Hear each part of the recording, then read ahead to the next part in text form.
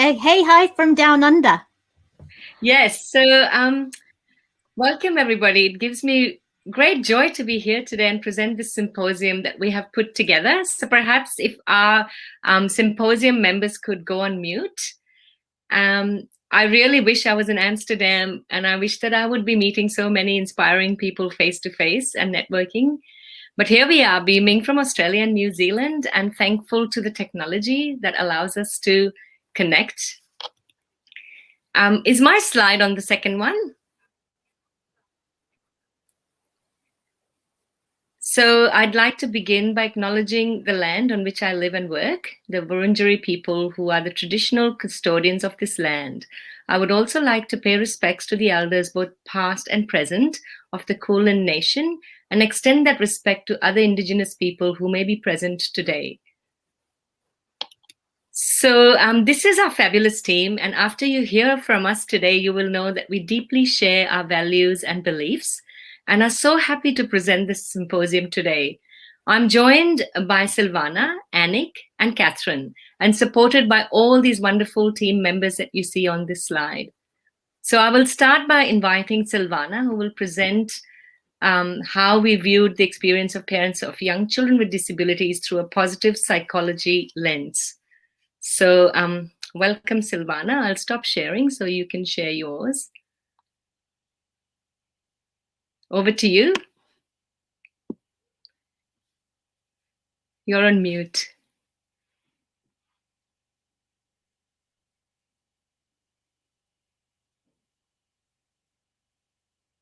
So Silvana, if you can turn your microphone on from the... Yep. Okay, am I unmuted, everybody? Anu, can you hear me okay? No, they can't hear me, Zach. I can hear you. We can hear you. Oh, okay, great. Okay, I had some technical assistance here. That's what young adult kids are for, helping you with the IT. Hi, everybody. It's just such a pleasure to be here. I'm just going to hit start the slideshow. Wow. Welcome, and thank you for joining us from Australia and New Zealand. Here we come. I came to the field of early childhood intervention after my son, who's now 30, was diagnosed with a disability. Since then, I've been working in this field and I've been researching for the past decade. Today's paper is based on some action research which I undertook as part of my PhD. I really hope that you find it thought-provoking. Despite the emergence of socio-ecological strengths-based and capacity-building models, supports for children with disability remain primarily grounded in deficit-based medical models. Diagnosis and interventions primarily focus on what children and families cannot do, rather than focusing on what might be possible. This often undermines the competence, mental health, and function of both the children and their families. In this study, we critically examine typical approaches to disability care for families of young children, identifying the existence of two paradigms. Disability is a disadvantage, and experts know best. Then, we present a case study investigating families' experiences with these two paradigms and whether they could shift their perspectives by participating in a strengths-based program which was based on a systems-informed positive psychology approach. The intervention was co-designed by both the professionals and the families. While early work in positive psychology has primarily focused on individual well-being and flourishing, more recent theory and practice increasingly incorporates systems-informed principles. And these are similar to the family systems approaches that have arisen within disability care, such as the family-centered approach. For those of you unfamiliar with this field, systems-informed positive psychology explicitly incorporates aspects of systems science into positive psychology theory, methodologies, and discourse to optimize human social systems and the individuals within them. Sorry, Silvana, your slides are not moving. Oh, thank you. I'm just going to move on to the next one in a moment. An example of this approach appears within early intervention efforts that focus on family strengths, such as the P-led now&next parenting program. Is it moving now, Anu? Anu, could I just have a No, cue it's from not. you? It's not moving. My It's not slides moving. are not moving. Okay. They're definitely moving on my side. Stop sharing. We'll try again. Sorry, guys. We'll try again.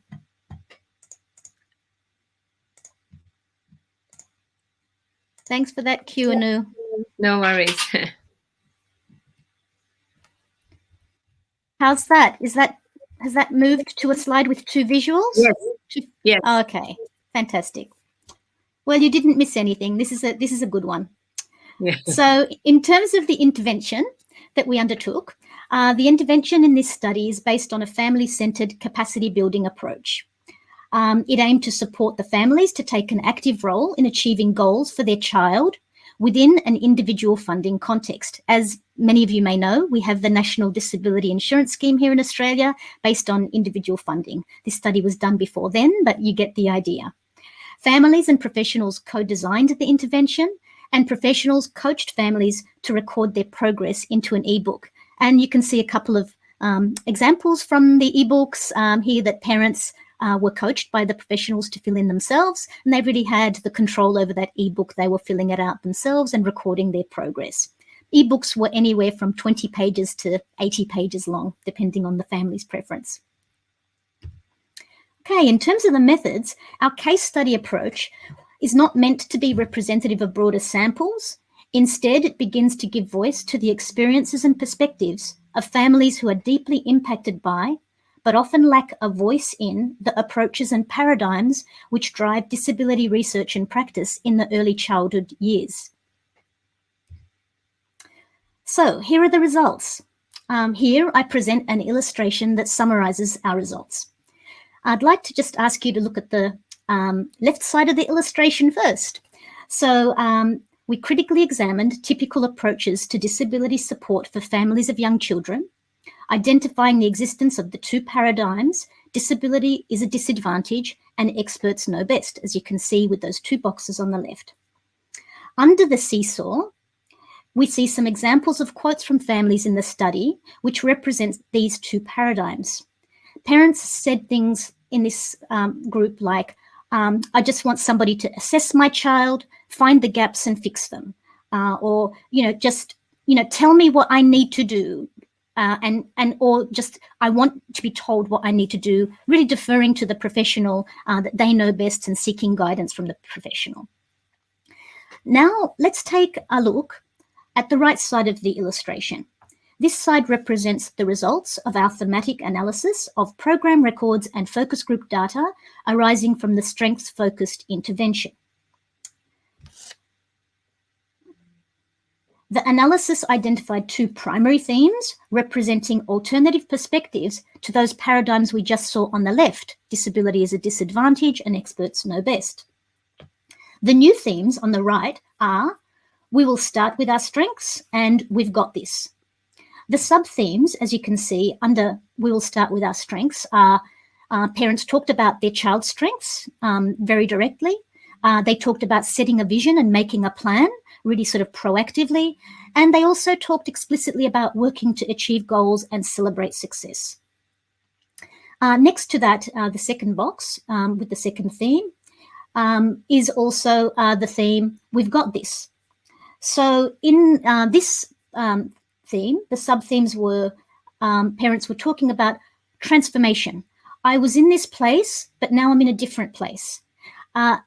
Sort of indicating to us that they seem to have some kind of a change in mindset as a consequence of undertaking the intervention.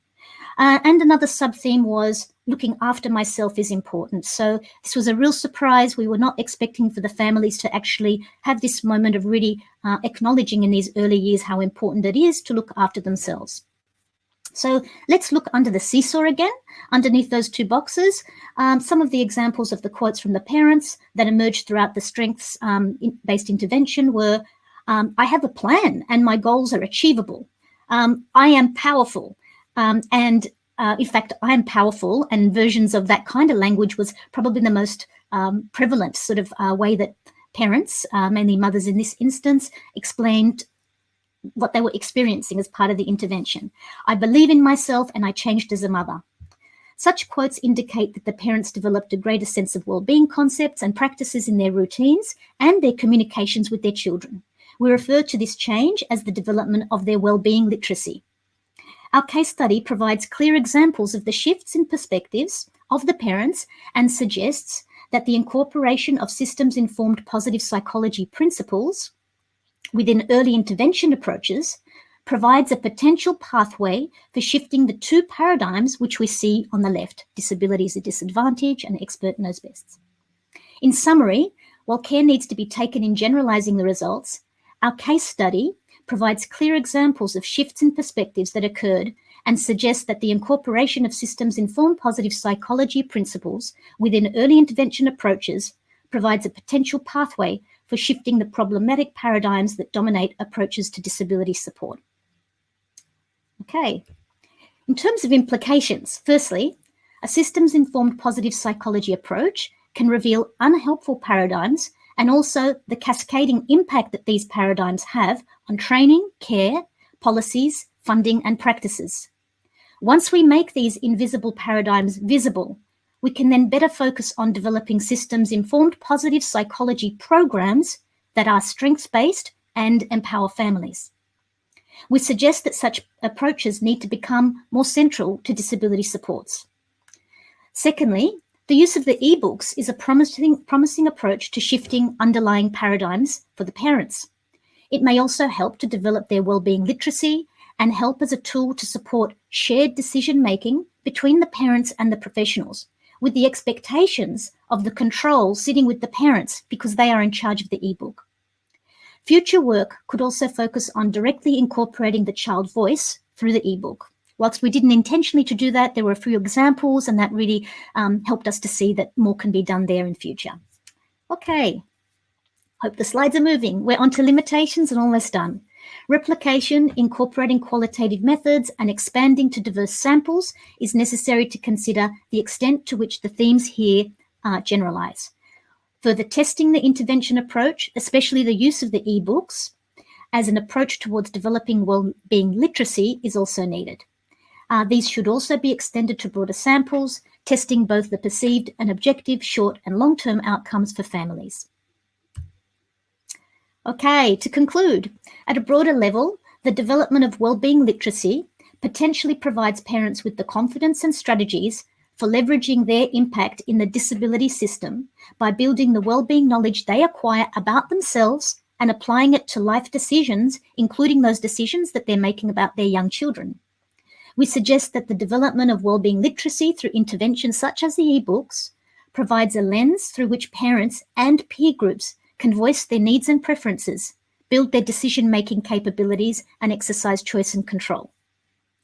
By reconstructing the paradigms of disability, we believe there is greater potential for supporting the optimal development and function of all individuals within our human and social systems, regardless of ability or background. Thank you. I hope you found this thought-provoking.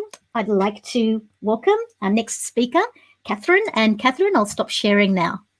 And there are some really good questions, but I think we'll finish our symposium and then we can take those questions if that's all right. So Catherine, over to you. You can start sharing.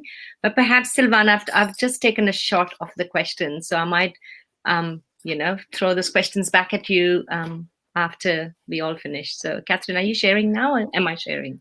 And Anu, can you share the slides, please? Yeah, I'll share. Thank you. Slides. Yeah, you can start while I share. So hello, everyone. Welcome to my part of the presentation for supporting the wellbeing of families. Today I'm talking about the research of a systematic review on the peer support programs for families. So just waiting for my first slide.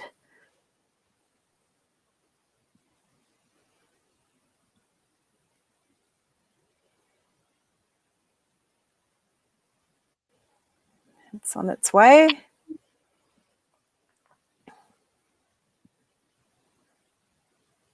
Can you see it now? I can't at my end. I can there. Great. Thank you. We have in Australia 7.7% of children who have a disability. A healthy child development depends upon the support of the parents and the carers, despite the challenges of disability. Parents' ability to care for their child is impacted by their own level of well-being. To support the child, we need to support the parent. We also understand that parents and carers of children with disability are at greater risk of lower well-being and family quality of life compared to other parents. Next slide, please, Anu. A family-centred practice is currently the best practice approach for working with families. This approach provides a framework and guides the way to work with families. It recognises that families have the knowledge, strength, and capacity to meet the needs of the family unit. Supporting and developing parents and carers' capacity to meet their own needs and the needs of the family unit is essential to support the development of children with a disability. Next slide, please.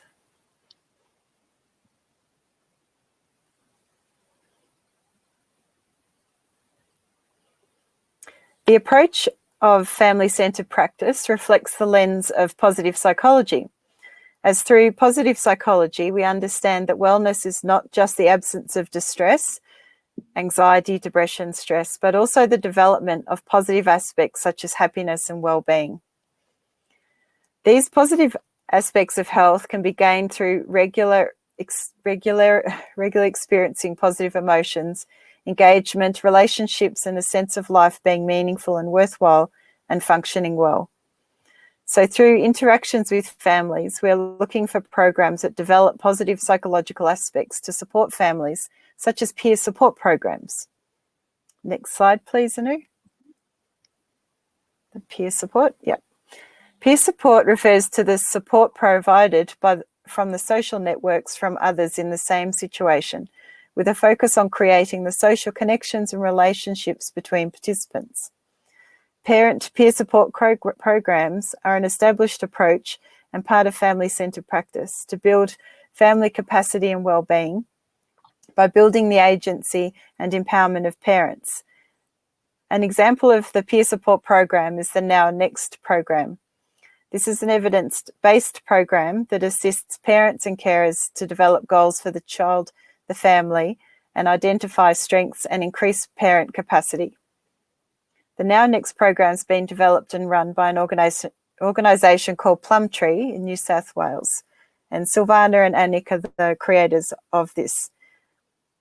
An initial evaluation of the Now&next program found that the program successfully helped parents to set goals for themselves and their family, empowered parents and carers, and developed their sense of well-being. However, the extent to which the participants continued to use these skills over time and the tools that they had learned beyond the end of the program are unknown. Next slide, please. Current research was investigated on peer support programs for parents and carers and found that whilst peer support programs acknowledge the strengths and capacities parents have to offer, it's unclear whether such supports can lead to measurable improvements in parental well-being or empowerment. I found various studies reporting on parent peer support programs, including a systematic review by Schilling in 2011. This review found qualitative studies showed evidence that parents perceive benefit from peer support programs. However, the findings were not affirmed in the quantitative studies.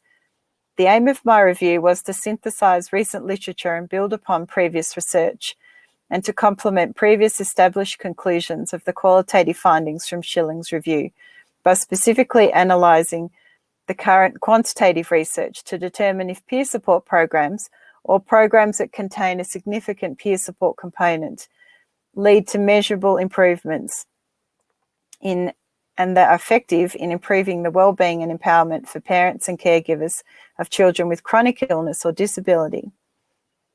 So my question was, are peer support programs effective in improving well-being and empowerment in parents and caregivers of children with disability or chronic illness? Now, next slide, please.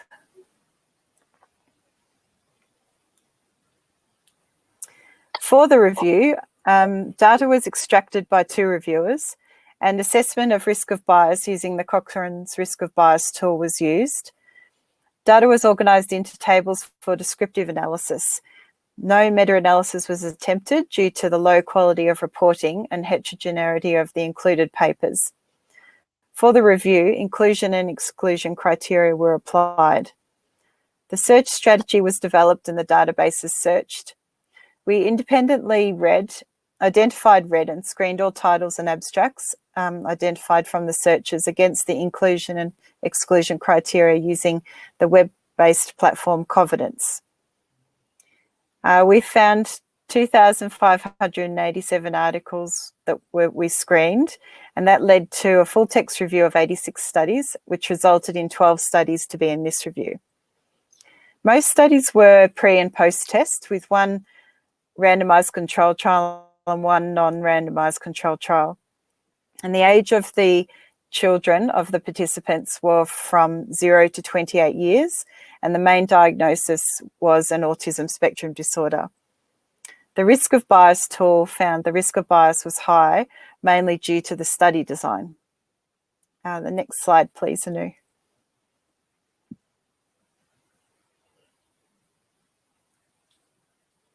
The outcome measures were grouped into three main domains: distress, including anxiety and depression and stress; well-being, which includes well-being and elements of well-being, including gratitude and hope; and quality of life. We found that for well-being and anxiety and depression domains, there was consistent evidence of improvement in outcomes for parents. Along with this, there was also observed improvement for parents in the domain of quality of life. In the domain of stress and elements of well-being, the findings were mixed, as a small number of studies did not show clear outcomes in either direction, towards the intervention or the control, or the findings had a mixed level of significance. None of the studies found peer support to have harmful outcomes for parents, and in general, the outcomes were positive. The findings were consistent with the qualitative evidence from Schilling's review. Providing information and support to parents and carers via peer support is in line with current approaches to service delivery. The current review shows evidence that support programs containing peer support have positive well-being and quality of life outcomes and decreasing distress for parents and caregivers. The limitation of the review includes that the level of evidence is considered low quality, and it's difficult to determine the impact of peer support, as peer support was often delivered as a part of a bundle of interventions. The findings support the preliminary results of the previous review, but the quality of reporting and analysis continues to be a limitation of the literature. It would be helpful for the future to know exactly the dosage, how often and for how long peer support's required to obtain positive outcomes for parents and caregivers. Thanks very much for listening to my part of the presentation. Thanks. Am I still mute? No. So I'm going to invite you, Anik. You're next. And I have to screen share, yeah? So I'll try that again. Yes, all right. please. So while you're getting ready and stuff goes on the screen, I just wanted to just quickly bring out two of the main elements that both Kath and Silvana were talking about before, is that the difference between this approach and the more traditional approach is that this one is based on the evidence from positive psychology, as opposed to a more traditional characteristics that, you know, when a person gets to a first appointment with a clinician or a therapist, it often is about the deficit, or even our funding models for the disability sector are based on deficit. And the second part that what Kath was talking about is that what happens when this program is facilitated in the context of a peer working group. So from parents to parents are delivering the program. So I'm talking to you from New Zealand, and we carried out two pilot studies. And please, next slide. So what the first thing that I wanted to talk to you about is the context of the general studies and our theory of change. So in the next slide, we can see our theory of change is described in a high-level graphic. On the bottom, we have our evidence-based. So it is about positive psychology and family leadership, strength-based approach, gamification, family-centered practice. The theory of change helps us also understand where we're looking into the system. So we have 3 columns, which I'll get back to soon. And then we talk about the impact that we're wanting to achieve, which is at the very top band, and it is to build family capacity through participation. Because if a family is working with the paradigm of experts know best, then their participation is low. Whereas if we are able to move the seesaw, as Silvana was showing in the illustration of the seesaw, then the participation of the family goes up. So this is what we're trying to achieve. And I'm very happy that Lydia asked a question: are there things professionals can do during the process of diagnosis of disability to support families to shift from a negative to positive paradigm? So I hope that this will partially answer your question, because this is definitely what we wanted to achieve. So you can achieve. You can also.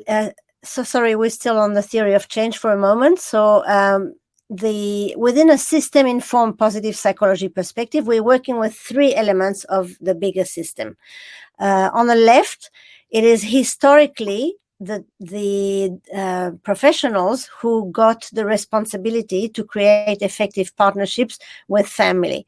So what I haven't mentioned is that I am both a clinical psychologist and I'm bringing up a child with disability, with autism. So is everyone who is working with us in our group. We're both parents and professionals. So we have our perspective. We can see what the perspective is of the professional, but also as the parents. So on the left-hand side, we definitely want to work with a group of professionals. And on the right-hand side, we have the families. As the family-centered practice developed, the focus become increasingly on the family's role. However, we find in our research, what we're finding is the interesting column in the middle, which is something that I alluded before, which is the peer workers. So these are the families who do the program, and they elevate themselves. We have a way to identify who is a peer worker that would be a good facilitator, and we train them and we pay them. And so these are our emerging family leaders. So we achieved the outcomes by running evidence-based programs such as the Now and Next that Kath was mentioning, to increase family empowerment, hope, agency, and well-being. And we have data on absolutely everything we do in real time. So during the program, parents and carers learn with their peer group to formulate, achieve inspiring goals for their children, build novel positive partnership with professionals, and optimize the informal network. So now we'll go to the next slide. And this one is really, so if we agree that the traditional model is not really the optimum model for parents, because there's a lot of emphasis on the deficit and because of the experts know best paradigm. But on the other side, how do we empower the parents to create those outcomes? So the one mechanism that we tried is a bespoke game that we call Pictability, and that's what I'd like to show you now. On the next slide, we talk about the fact that we wanted to set the context into which parents could set an inspiring vision for their child, family, and themselves, and then commit to working on long, and short-term goals to the program. So on the next slide, we just have an intro that talks about Pictability as this bespoke planning tool. And the slide after that shows you a little visual with a few bullet points that the things that I've mentioned before, which is creating the vision, prioritizing goals, And the kit that you see on the left-hand side is something that each family goes home with. So the message is you create your goals, and then you take that kit with you so that you can update them whenever it becomes relevant, your child grows up, etc. So in the next slide, we have a 1-minute video clip to show you that was recorded by parents. So Anu is going to do her magic with the video. Look, I'm going to try. And while you bring this, I'll also mention that parents can actually, this is not a language dependent tool, and you will see in a moment why. Here we go. Sometimes it doesn't go to plan, especially when you're the parent or carer of a child with a delay or disability. You seem to always be on the go, okay? but left wondering if you're actually getting. Is it playing all right? Yes. Okay. Life. Sometimes it doesn't go to plan, especially when you're the parent or carer of a child with a delay or disability. You seem to always be on the go, but left wondering if you're actually getting anywhere. What if we told you you don't have to feel like this? Pictability allows you to catch your breath. Have a play. Follow the steps. Take your time. By the end, you'll be reconnected with what's important to you, your child, and your family without even realizing it. That's just how Pictability works. Pictability helps you turn what's important into what's achievable. What's achievable then turns into a map for a great life, your family's life. And before you know it, you're on your way. Thank you. And in the next slide, as I was telling you before, you can see that people can actually do this process in their native language. So my hobby is to collect photos of boards in all languages. So far I've got Arabic, Vietnamese, Spanish, Swedish, Finnish, French, etc., because as you asked what to do and to think about it in your head, the professional, in this case it's a professional that facilitates, the professional does not interfere at all or about the goals themselves. It is something that the parent does 100%. So what research did we carry out? Next slide, please.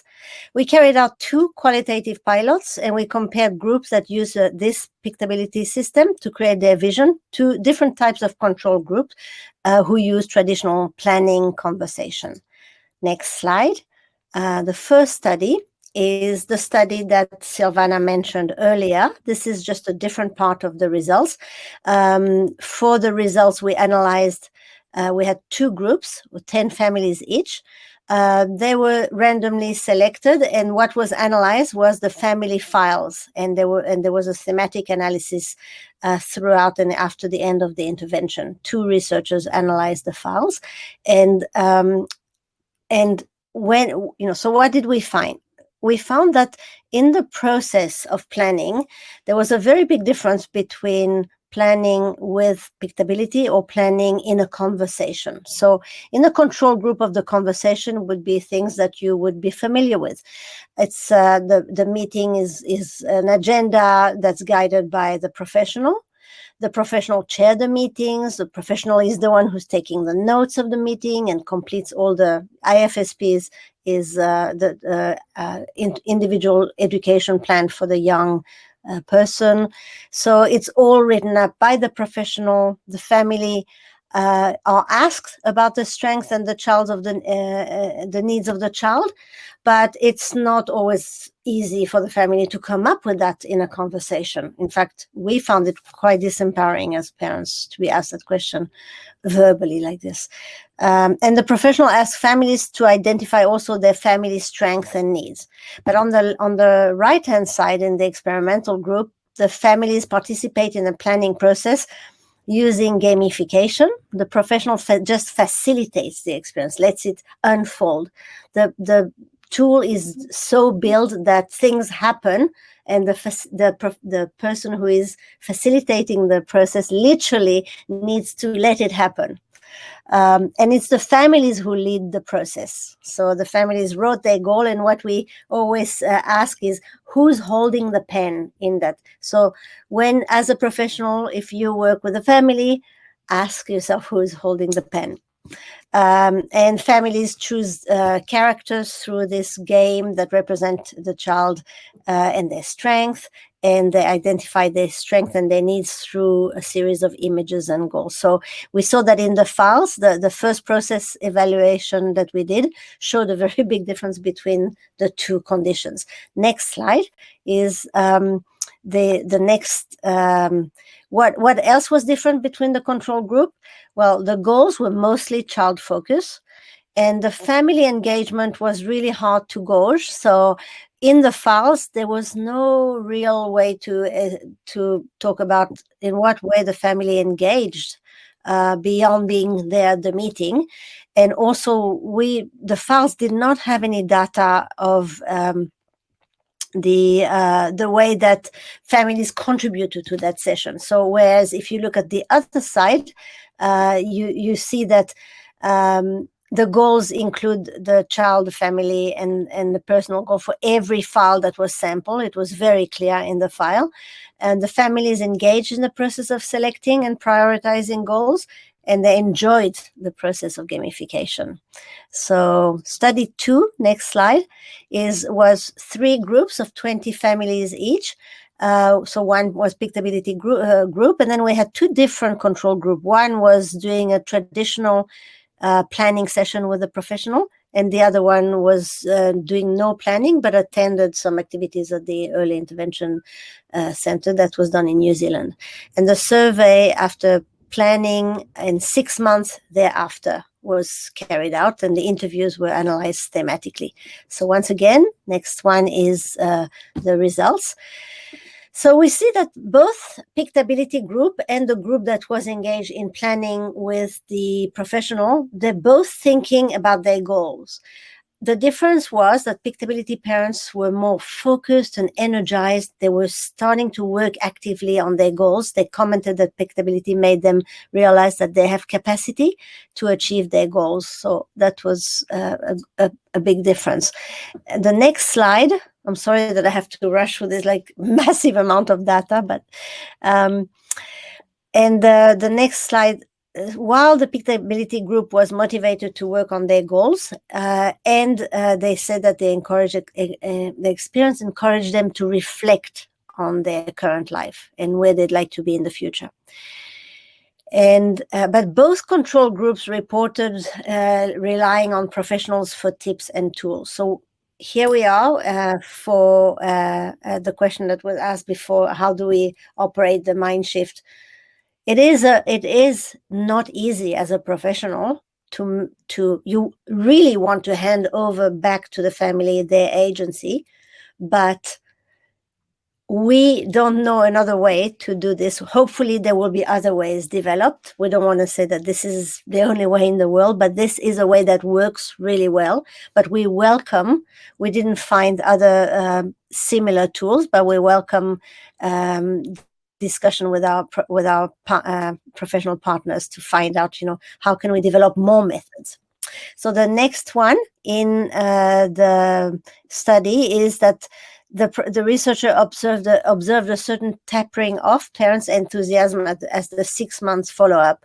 So the researcher also remarked that because the way that this early intervention center works only on child goal, when they talk to the professional, it could be that because Pickability had 3 types of goal, the child goal, the personal goal, and the family goal, that it could, as a result, the early intervention center decided to change the way they work because they wanted to support the families continue on their journey. So there is a little bit, next slide shows a little bit of feedback from participants. Planning has never been so much fun. I was so busy looking after my son, I wasn't looking after myself, etc. Pictability really opened my eyes. Using the picture cards to create our vision was brilliant. I realized there were goals I had never thought of before, but that were actually important. So what are the conclusions?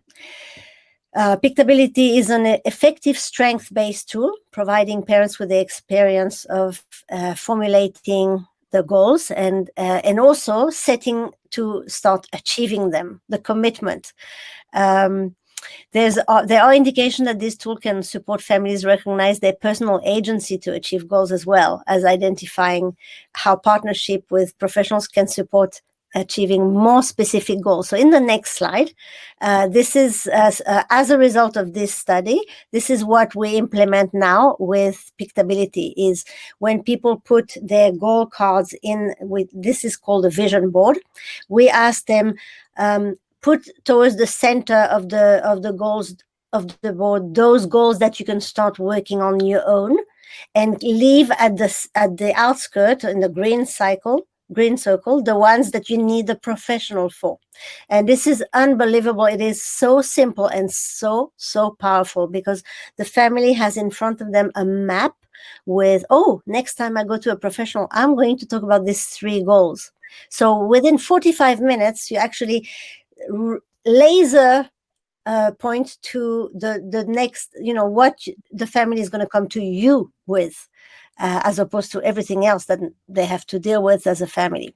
So very quickly, the next set of conclusion is, given the limitation of this methodology, we know that the program is promising, but we need more research and carry on. Especially, we'd like to know, what are the features of Pictability that are most central to his success, and are the short-term gains found in the present evaluation sustained over a longer period of time. So just very quickly, the application and key takeaway is the F words in childhood disability. This is a approach that has been adopted by the World Health Organization, and this, they talk about function, family, fit for purpose. So this is the kind of mechanism that we think will help parents very much. So there's more links here to learn more.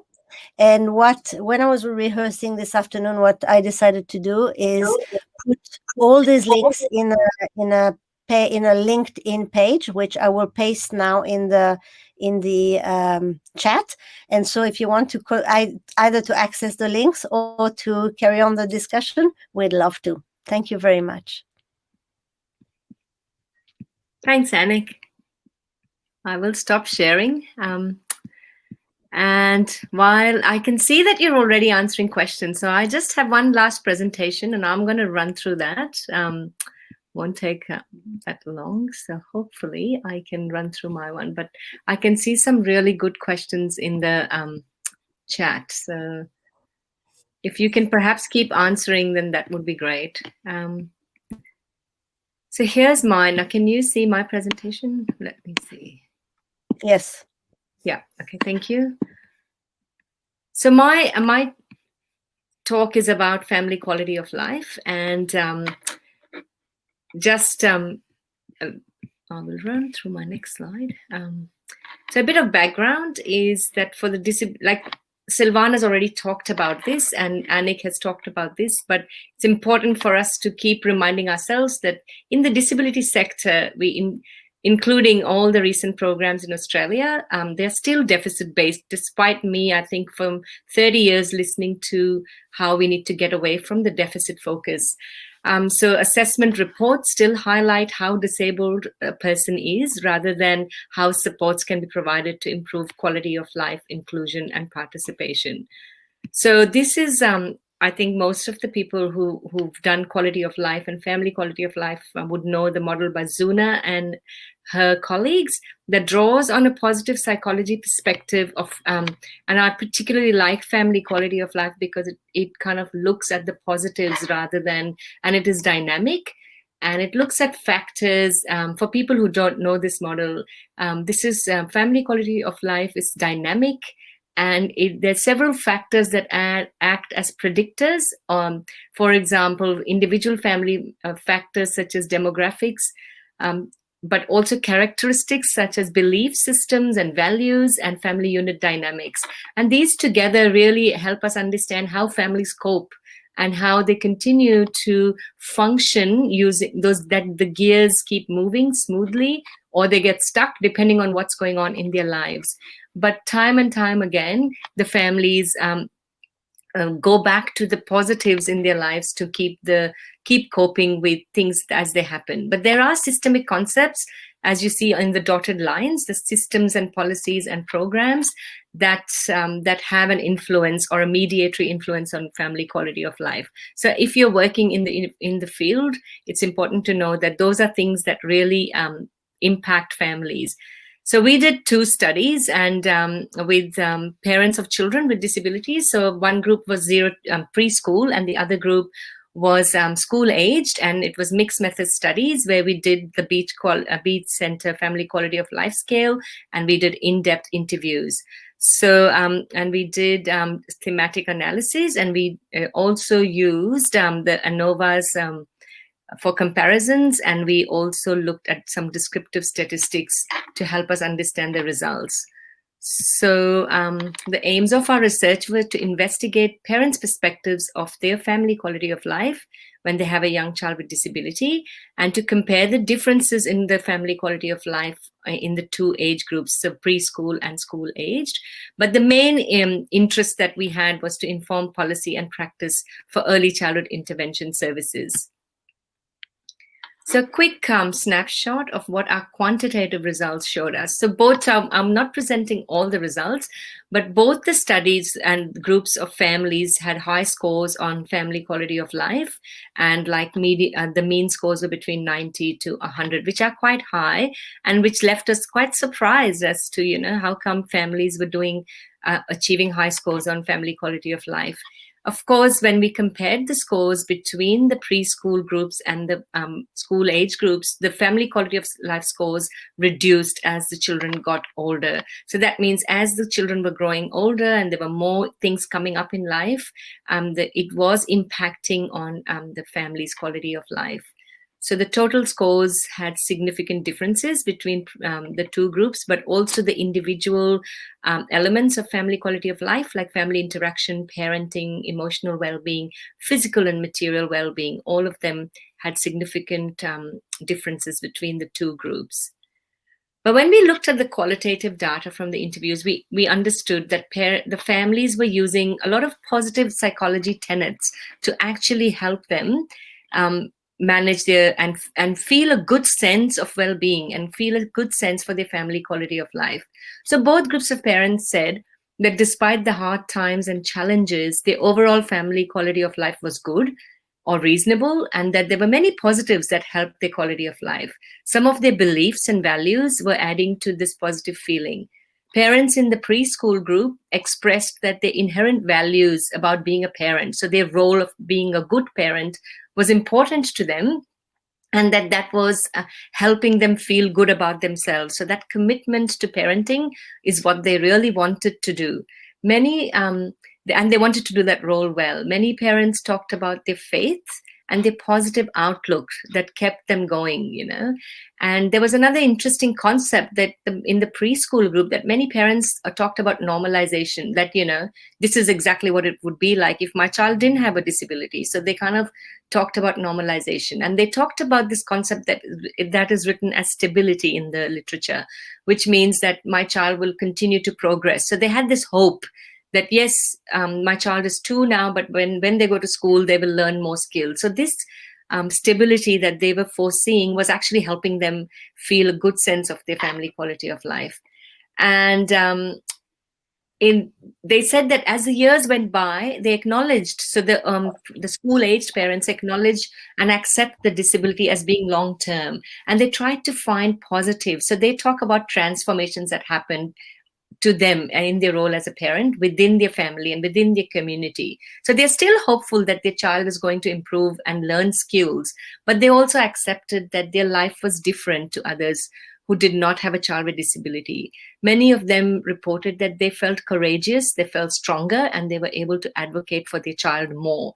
Some of the parents started moving towards helping other parents and nurturing other parents, as we hear from Silvana and Anik and their groups, that that's very common, that parents move into those community advocate roles or parent to parent or peer-to-peer roles. And actually that transformation helps their family quality of life. So they adapt all the time, and that actually transformation and the idea about normalization helps the quality of life.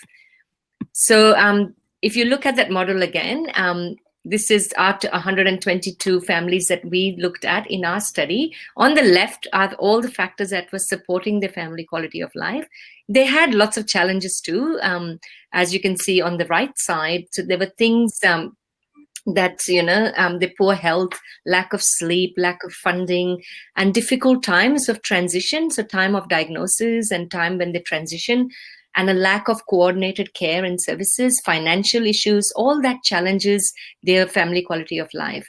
But past studies on positive psychology and family quality of life, and our research as well, indicates that parents try and stay positive, and they use specific positive strategies such as problem solving, positive coping, and their belief systems, their values of being a parent, and their faith to help them get through and have better outcomes in family quality of life. So quickly, what are the implications for practice? So as it is important to consider the parent's journey and build competence, confidence, and empower parents in their journeys. Inform parents about their own care, even if they are child-focused, and promote parental well-being.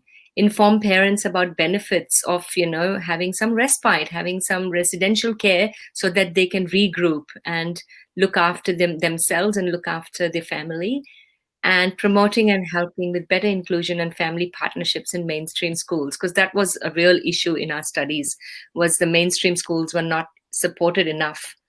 And we have some implications for policy to ensure that parents and caregivers actually uptake supports, that there are if supports exist, like in Australia, we do have NDIS, which is a national disability insurance scheme. So we want to ensure that parents are using those supports that exist.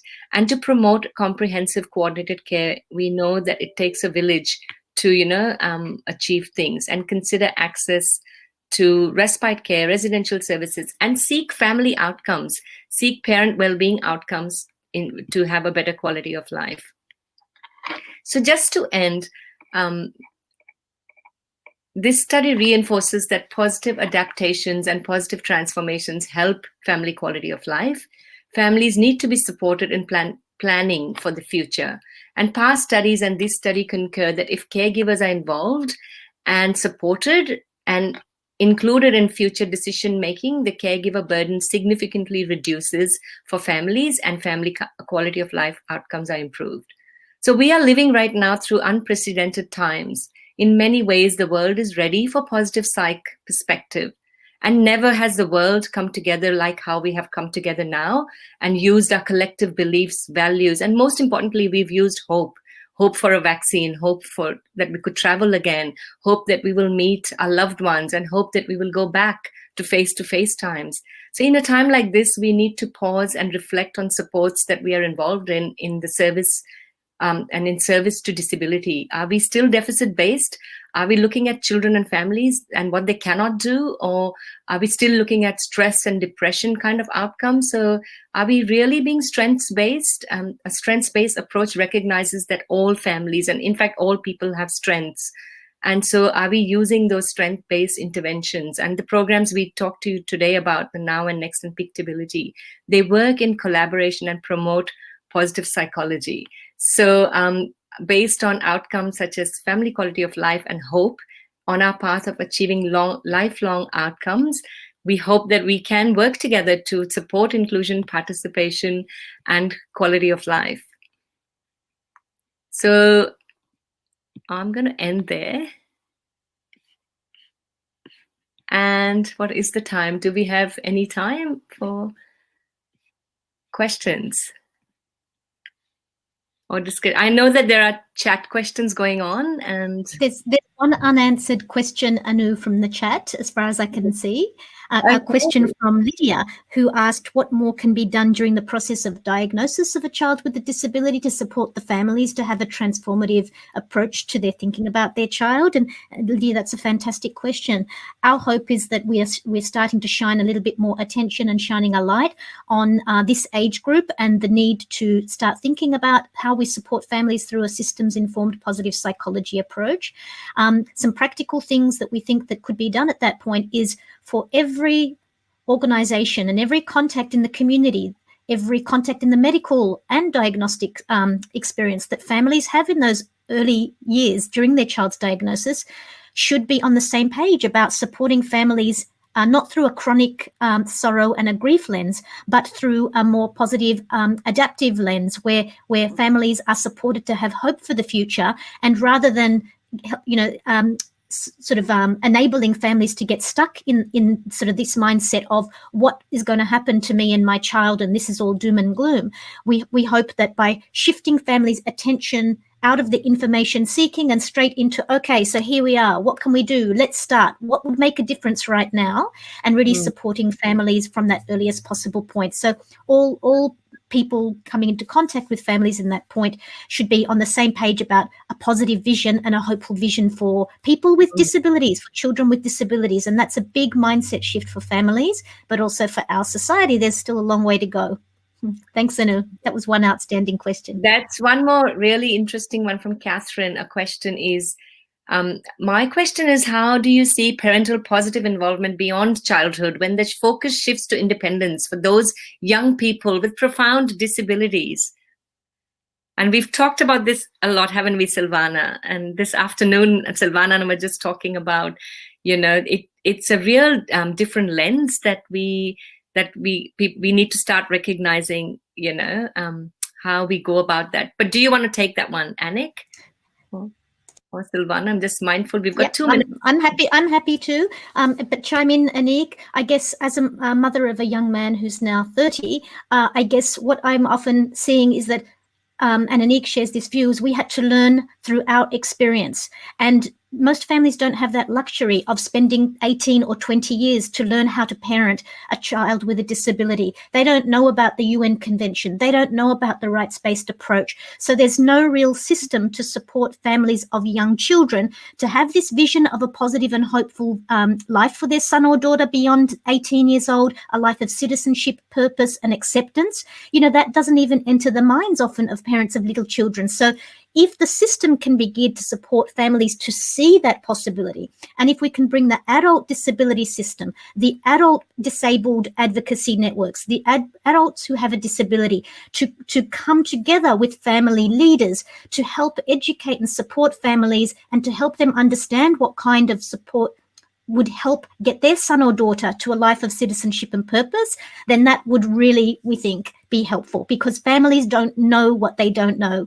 And at the moment, there's not enough talk going on between the adults who have disabilities and those who are advocating and supporting them, talking and connecting with parents of little children to show them, hey, there's a life of possibilities, regardless of the level of type of your child's disability. I would have found that beneficial, and we're hoping that there's mechanisms to do that at system level in the future.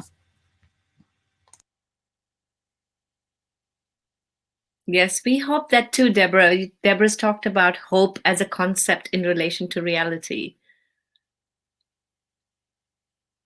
And we do have outcomes that we measure adult hope, don't we, Anik and Silvana? Yes, we have a very good questionnaire that shows consistently between all our groups a significant difference between the baseline hope and the post, our intervention, our programs hope, which is quite amazing. It's Rick Snyder's tool.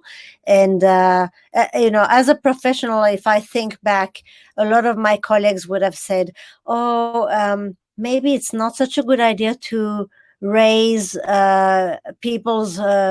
raise false hopes with parents of children with disability, which I thought is just such a wrong way to approach it, because who are we to say if the hope is right or wrong? We can't predict the future.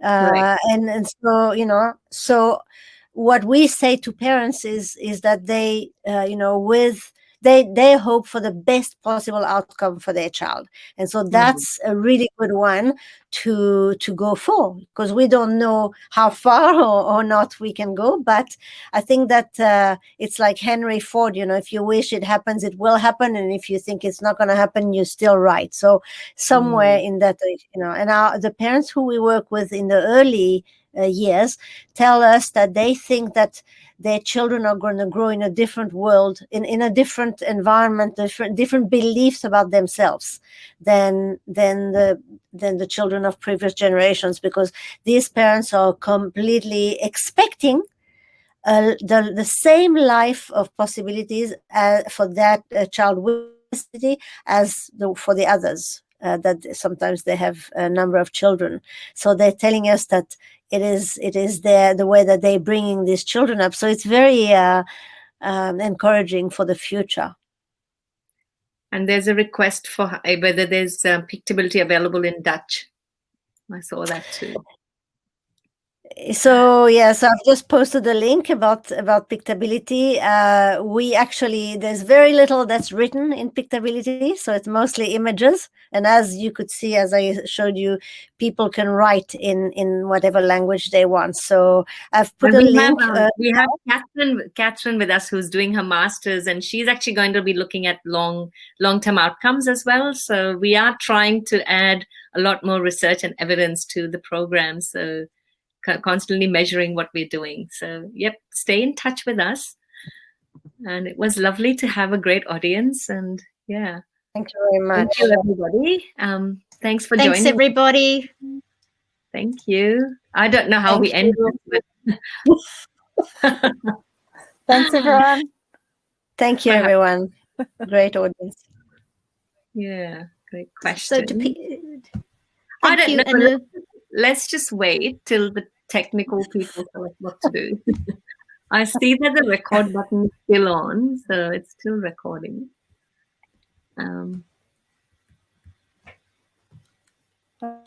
That's lovely. Look at all the feedback. Amazing. Have you worked out how to push recording to stop the recording? I didn't press record. The I think they do it.